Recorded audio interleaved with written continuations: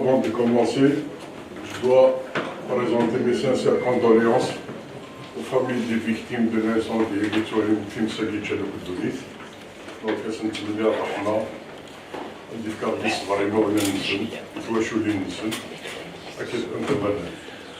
sans oublier, bien sûr, de présenter mes sincères condoléances à M. Salih Larbès suite au décès de son fils, le Dior B. Sobar.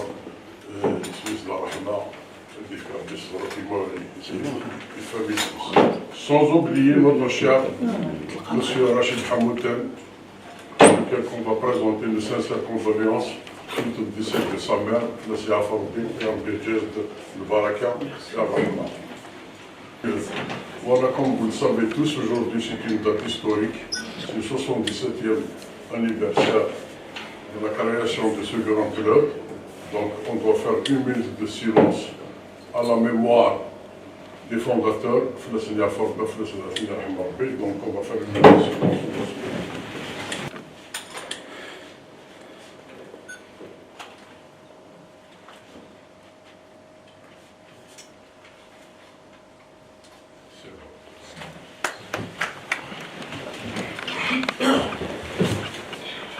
Donc, comme on vient de dire, aujourd'hui c'est une date historique.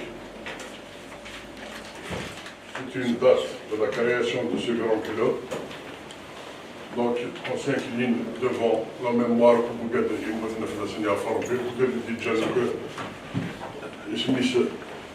le grand club et tous les gens qui ont participé à la gloire de ce grand club.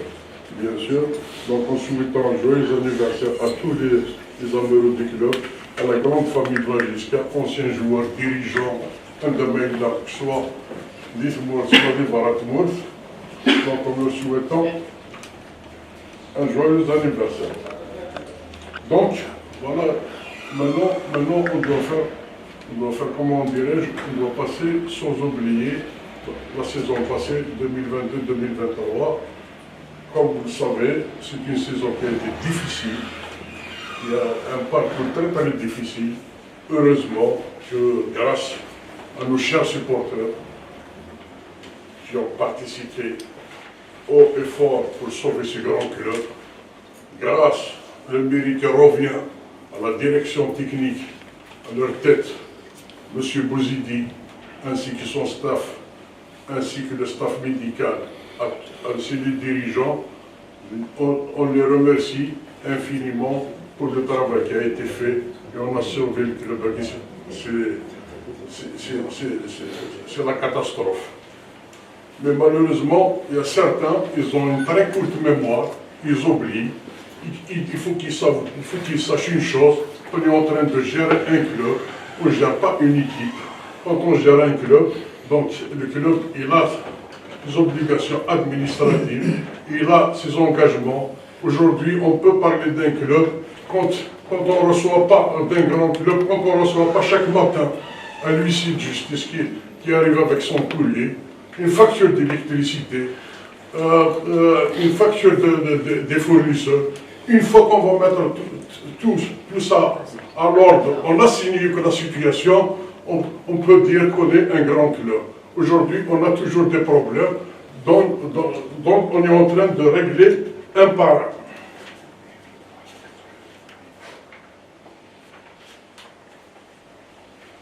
Donc, comme je viens de dire, qu'on a commencé quand même à travailler, on a quand même mis l'administration, on a quand même dégagé des budgets, et c'est grâce à ATM Mobilis. On a dégagé des budgets de fonctionnement de l'année pour terminer l'année 2022-2023. Et en plus, on est en train de faire un budget de 2023-2024 pour que nous assurons le bon fonctionnement de ce club. Donc, les choses, ils se passent très bien. On entend que certains gens disent qu'il y a un problème entre Mobilis, entre ATM Mobilis et la SSPA jusqu'à, au contraire, mes chers amis, il y a de très bonnes relations. Il ne faut jamais oublier que la SSPA GSK, c'est une filiale de Mobilis. Donc aujourd'hui, elle est à la charge de Mobilis. Et Mobilis, malgré encore l'audit n'a pas été encore finalisé, suite à des problèmes qu'on reviendra par détail, mais il a mis le club dans des bonnes conditions, que ce soit matérielles, logistiques et financières. On va les remercier. À leur tête, le président directeur général, M. Borzani Cheoki, et les membres du conseil d'administration. Jusqu'à la minute que je vous parle, ils n'ont jamais refusé parce qu'on a instauré la confiance totale, la transparence de gestion. C'est ça ce qui est important dans ce club. Parce que si on attend la finalisation, même l'audit il est à l'état de conclusion, si on attend la finalisation, ça prend beaucoup de temps pour mettre le train sur rail. Mais on a trouvé toujours des solutions. Parce que quand on cherche des solutions, il y en a des solutions. Moi, je cherche des solutions pour les problèmes. Je ne cherche pas les coupables. Les coupables, ils vont tomber tout seuls. Les coupables. Ceux qui veulent du mal à ce club, ils vont la JSK, c'est un grand club. La JSK ne gère pas de conflits maintenant. La JSK, il est organisé maintenant. Il a une administration.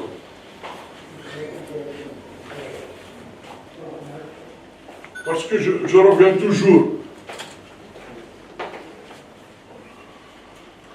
Je reviens toujours aux critiques des gens. Vous le savez, maintenant ils nous ont bloqué la page. Mais on n'a pas, non, sur place, la communication a pris en charge, il a fait un courrier aux gens concernés, on a la réponse, donc on est en train de solutionner le problème. Le coupable est désormais pareil. Ceux qui se prétendent qu'ils aiment la JSK, les qui sont derrière tout ce blocage, mais ils ne peuvent rien faire. Autant que je suis là, je sais que j'ai touché aux intérêts de certains. Et je toucherai toujours aux intérêts. Le club, il va se tenir. Parce que j'ai remarqué, si on n'attaque pas la direction, on attaque Mobilis. Si on n'attaque pas Mobilis, on attaque la direction technique. Si on n'attaque pas la direction technique, on attaque les joueurs. Mais ce n'est pas possible. Ce n'est pas possible. Mais parce qu'il n'y a pas d'information. L'information ne sort jamais. Vous avez cité le cas de Nizla. Pour votre information, le premier à lequel on a renouvelé son contrat, c'était Nizla. Là, on a renouvelé le contrat de Nizla pour 3 ans. Non seulement on l'a envoyé en Tunisie pour un contrôle, parce qu'il y a des pourris de comptes, pour un contrôle au niveau de la Tunisie. Malgré ça, ce garçon n'a pas été satisfait avec les contrôles médicaux. On a pris une décision de l'envoyer soit à Lyon, soit au Qatar, à Sbetar, comment ça s'appelle, pour finaliser son cas. Donc il faut... Mais ça ne veut pas dire qu'il y a du flou au niveau de la JSK. Au contraire, il y a une transparence. Il y a une direction qui travaille, une direction collégiale. Donc il faut y aller, c'est-à-dire,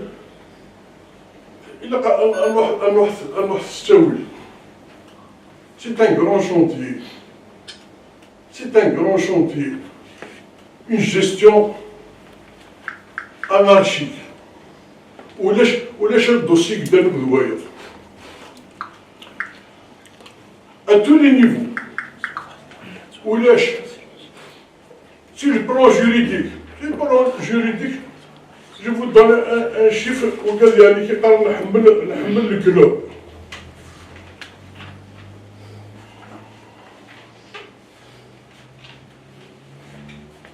Il y a 17 grosses, 29 dossiers en cours. CNR, 23 dossiers. Tout ça, c'est une gestion. Les gens disent, voilà, ils sont interdits de recrutement. Parce qu'on ne communique pas, on ne dit pas. On a réglé le problème avec la FIFA. On est en train de régler le problème avec la FAF. vous allez être au courant. Ah, c'est pas possible. Il y a des confidentialités de l'entreprise. C'est un club. On doit régler tous les problèmes. La classe les impôts, le transfert d'argent devient de plus en plus difficile. Donc, on ne peut pas l'aider. On doit suivre ce qui est dans les lois. On doit répondre aux lois de notre pays.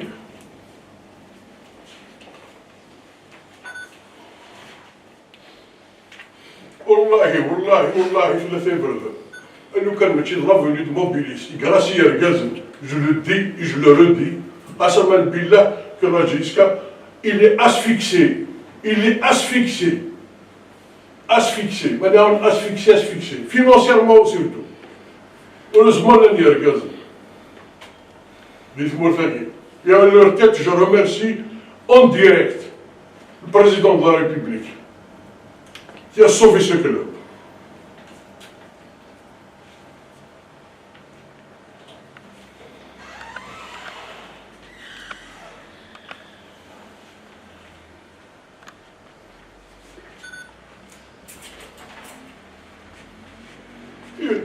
On a fait des travaux. On a fait le nouveau siège, il est en travaux. On a récupéré la clé du magasin. On a signé un contrat avec Kappa et avec option de partenariat. Ils nous ont fait une très bonne dotation de 1,5. Ça n'a jamais été le cas. Nous sommes pour s'enrichir de la JISCA.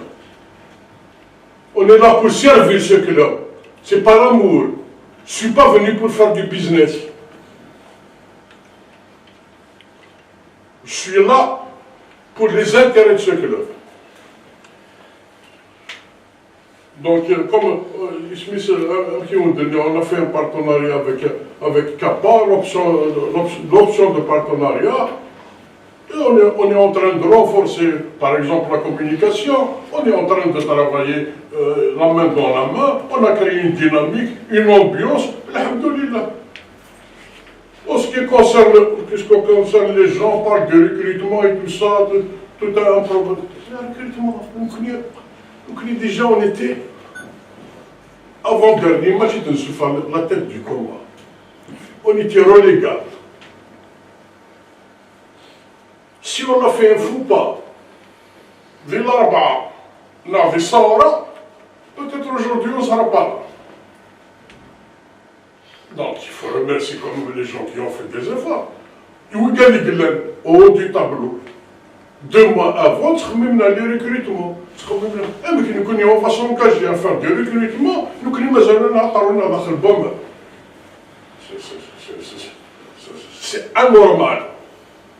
Mais juste après le match de Maga, on a fait une cellule de recrutement.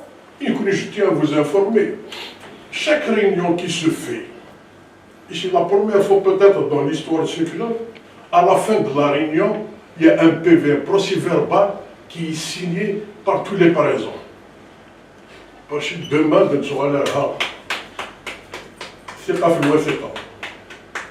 Et en plus, les gens qui sont engagés avec moi dans le cadre de recrutement, ils ont un objectif.